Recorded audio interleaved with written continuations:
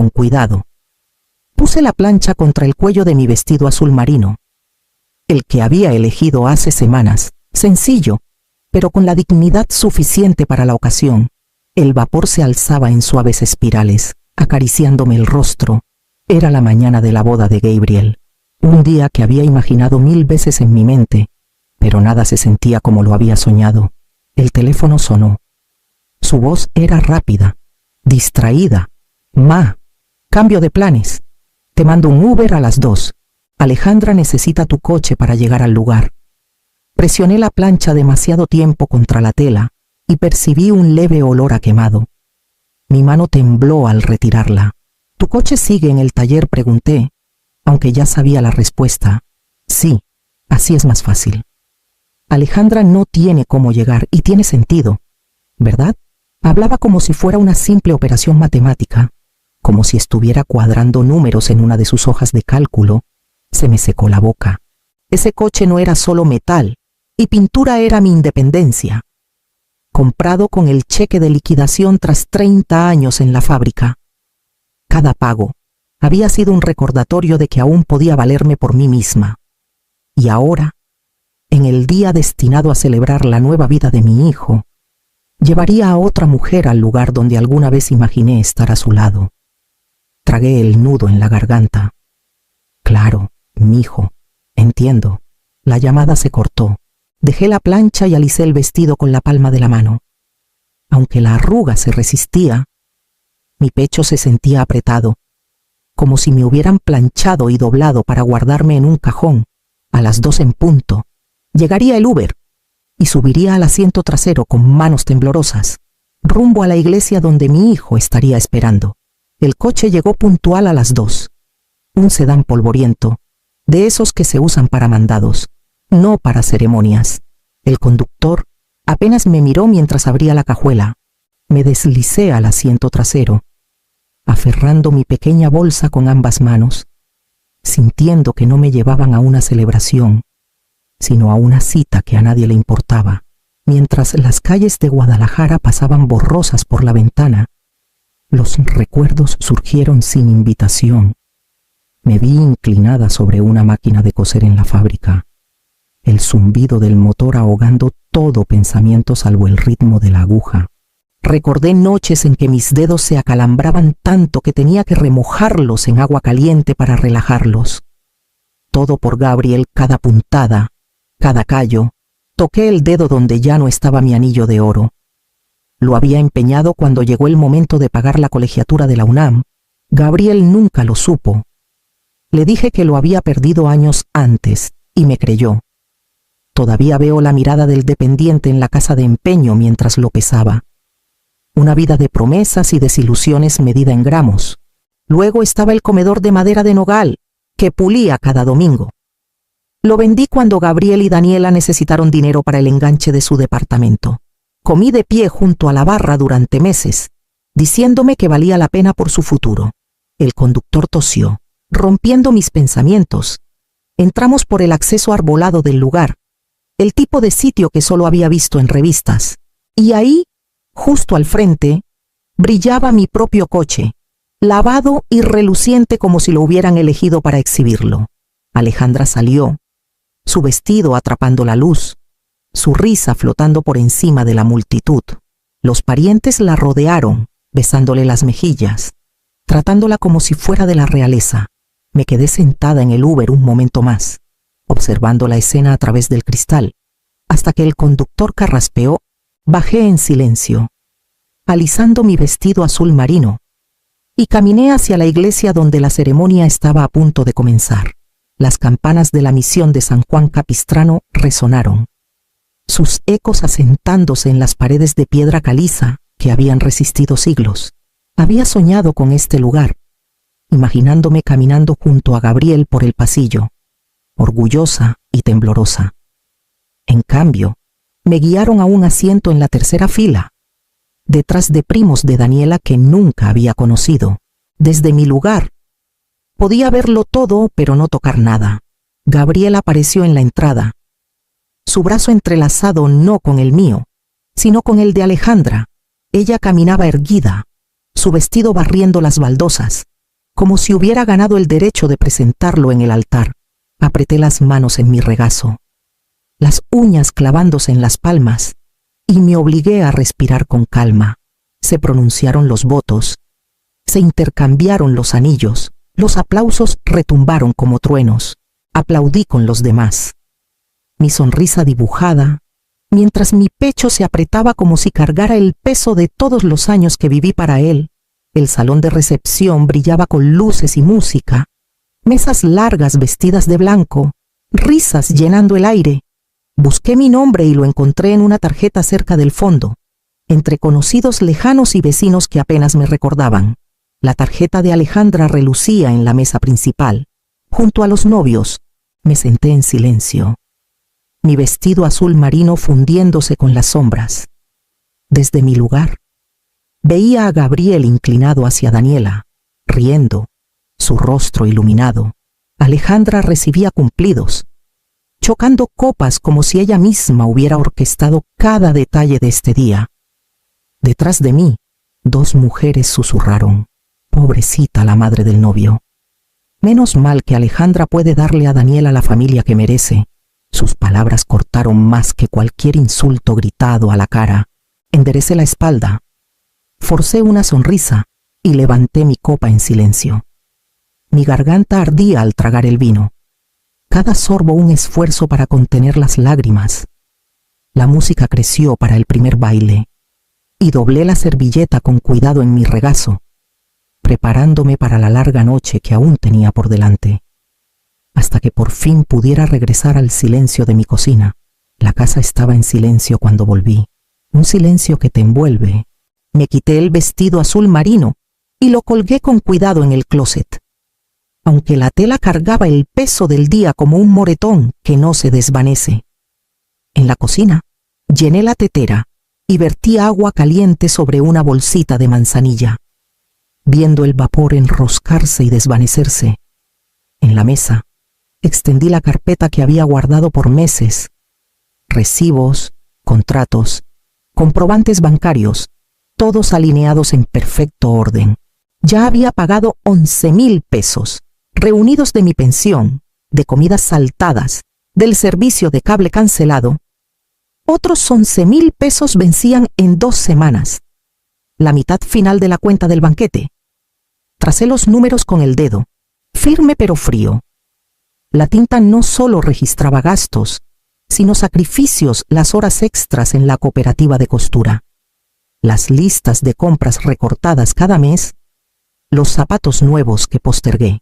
Cada peso había ido a hacer realidad el sueño de Gabriel. Y ese sueño se convirtió en mi humillación. Levanté la taza de manzanilla a los labios. El té se había entibiado, amargo en mi boca. La dejé sin terminar. Mis manos volvieron a los recibos, ordenándolos en montones más pequeños, como si reorganizarlos pudiera cambiar su significado. Pero la verdad me miraba de frente, había financiado mi propio borrado. Un peso se asentó en mi pecho. Luego se alzó en algo más afilado. Durante años creí que mis sacrificios eran una forma de amor, prueba de que pertenecía al lado de Gabriel. Esa noche vi lo que eran un libro de deudas que nunca serían reconocidas, mucho menos pagadas. El reloj marcó la medianoche, mientras guardaba los papeles en la carpeta. Presioné la palma contra la cubierta, sintiendo el peso de cada partida, cada decisión. Mañana, lo sabía, el balance cambiaría, no en sus cuentas, sino en las mías. La luz de la mañana se filtraba por la ventana de la cocina, bañando la carpeta de recibos que aún descansaba en la mesa. Me senté con una taza de café, más fuerte que mi usual manzanilla, la amargura estabilizándome. El nudo en el pecho de la noche anterior se había aflojado en algo nuevo, una claridad fría que no sentía en años. Tomé el teléfono y marqué el número del salón de eventos. Mi voz fue tranquila al pedir hablar con el dueño. Respondió cálidamente, hablando de lo hermosa que había sido la boda, lo honrado que se sentía de haberla albergado. Lo dejé terminar antes de decir la verdad. No voy a pagar el saldo restante, dije con calma. El contrato tendrá que arreglarse con mi hijo. Hubo silencio en la línea. Luego su voz se suavizó, casi con lástima. Doña Beatriz. ¿Está segura, segurísima? Respondí. Ya di más de lo que debía. Al colgar, esperaba que el miedo me invadiera. El viejo temor de romper promesas, de ser juzgada como poco confiable, pero en cambio me sentí más ligera, como si el aire mismo se hubiera abierto a mi alrededor. Luego llamé al banco.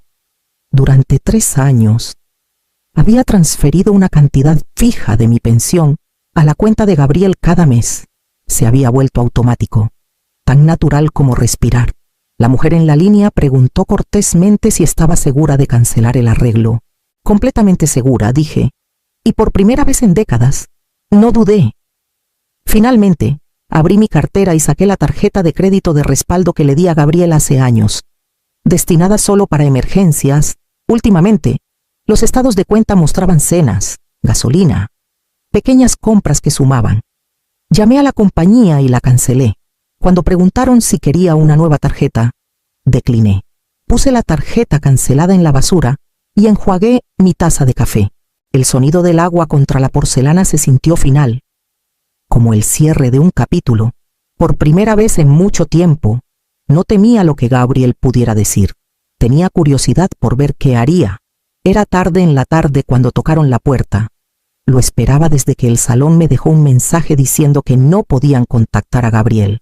Al abrir, ahí estaba él con Daniela a su lado, ambos aún bronceados por su luna de miel, pero sin sonrisas. «Ma, tenemos que hablar», dijo Gabriel sin saludar. Su tono era tenso, como cuando creía que tenía el control. Entraron. Daniela aferrando su bolso como escudo. Gabriel no perdió tiempo. «El dueño del salón dice que te negaste a pagar el resto de tu parte. Amenazan con hacernos responsables». «¿Qué pasó?». Les indiqué que se sentaran, pero me quedé de pie. Decidí que no haría ese pago. Ya no me corresponde cubrirlo. Gabriel frunció el ceño, incrédulo.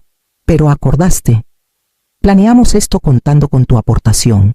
¿Por qué cambias de parecer ahora?». Lo miré fijamente, porque lo que pagué fue por respeto. «Gabriel, y no lo recibí. Para ti fue solo logística. Mandarme en un Uber mientras Alejandra usaba mi coche, ponerme en la tercera fila, en la mesa del fondo. Para mí fue humillación». Abrió la boca, luego la cerró. «Ma, no fue personal. Solo fue la forma más fácil de arreglar las cosas. Solo logística», repetí, las palabras sabiendo amargas. «Eso es lo que soy para ti ahora, un cálculo». Fui al cajón y saqué los comprobantes bancarios que había guardado. ¿Sabes qué más fue logística?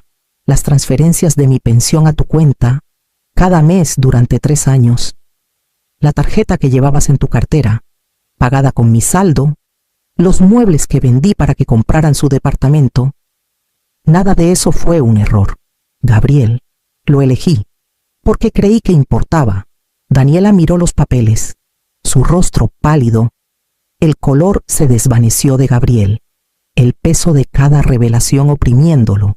Parecía más joven, sorprendido, como si el suelo bajo él se hubiera derrumbado.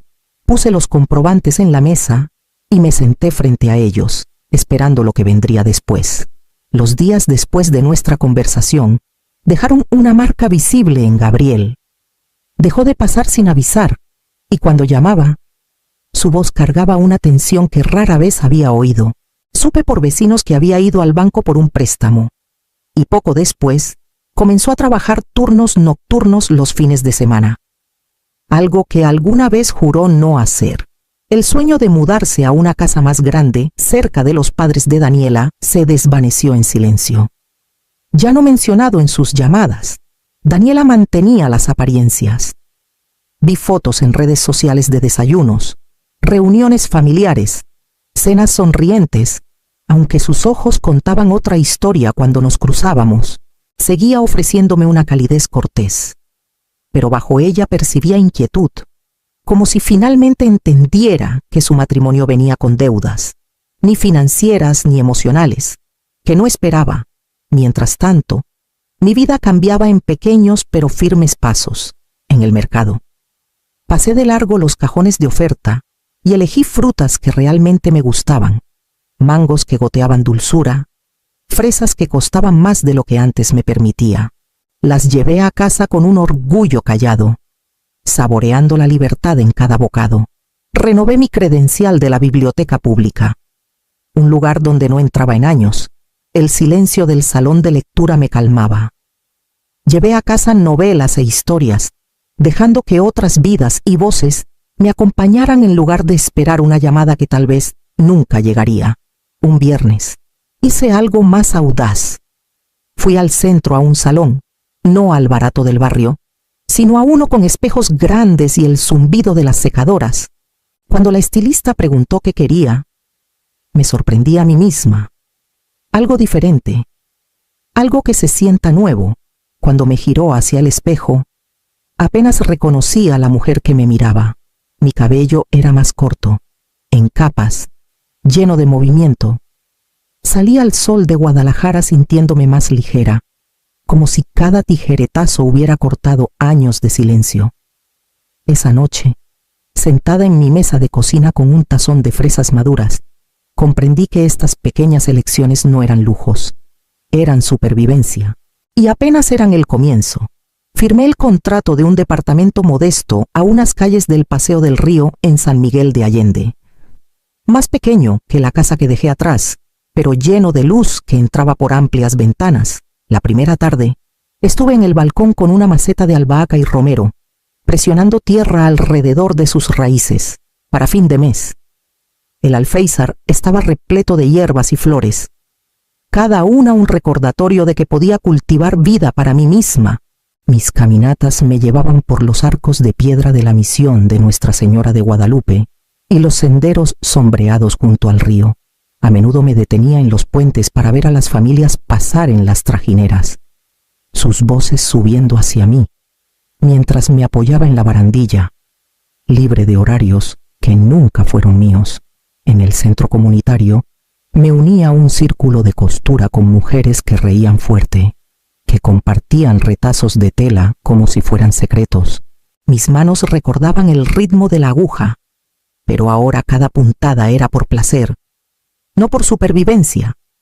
Hacíamos colchas, vestidos, bolsas bordadas. Al salir de esas reuniones, llevaba no solo proyectos, sino compañía. La voz de Gabriel comenzó a aparecer en mi teléfono una vez por semana. A veces dos. Las primeras llamadas eran rápidas, de trámite, pero pronto se alargaron. Preguntaba por mi jardín, por los libros que leía. Una vez admitió, casi tímido, que intentaba cocinar los fines de semana y quería saber cómo hacía mi mole. La urgencia en su tono había cambiado. Ya no era la voz de un hijo esperando rescate, sino de un hombre buscando algo que no podía nombrar.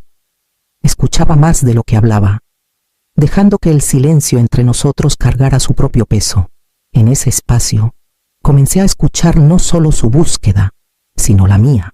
Fue en esas pausas que comprendí cuánto de mi vida había estado llena de ruido que no era mío, y cuán diferente sonaba el mundo cuando elegía el silencio. La llamada llegó un domingo por la tarde. La voz de Daniela era suave, casi vacilante. Doña Beatriz. Queríamos que fuera la primera en saberlo. Estamos esperando. Por un momento, el mundo se inclinó. Mi aliento se detuvo mientras imágenes acudían deditos enroscándose en los míos. El peso de un bebé contra mi pecho. Las nanas que mi madre me cantaba. La alegría brotó, pura e innegable. Iba a ser abuela. Pero bajo esa alegría, otro sentimiento se movió cautela. Había vivido lo suficiente para saber cuán rápido el amor puede convertirse en obligación. Me imaginé arrastrada de nuevo a sacrificios interminables, esperada para cuidar al niño a tiempo completo, para estirar mi pensión en pañales, fórmula y más. El pensamiento me apretó el pecho y presioné la mano contra la mesa para estabilizarme. Felicidades, dije con sinceridad. Un hijo es una bendición, y lo decía en serio, pero en silencio. Hice una promesa. Amaría a esta niña con fiereza, pero no a costa de borrarme de nuevo. Esa noche me senté en mi balcón, las plantas de albahaca rozando en la brisa, y dejé que la promesa se asentara más profundo.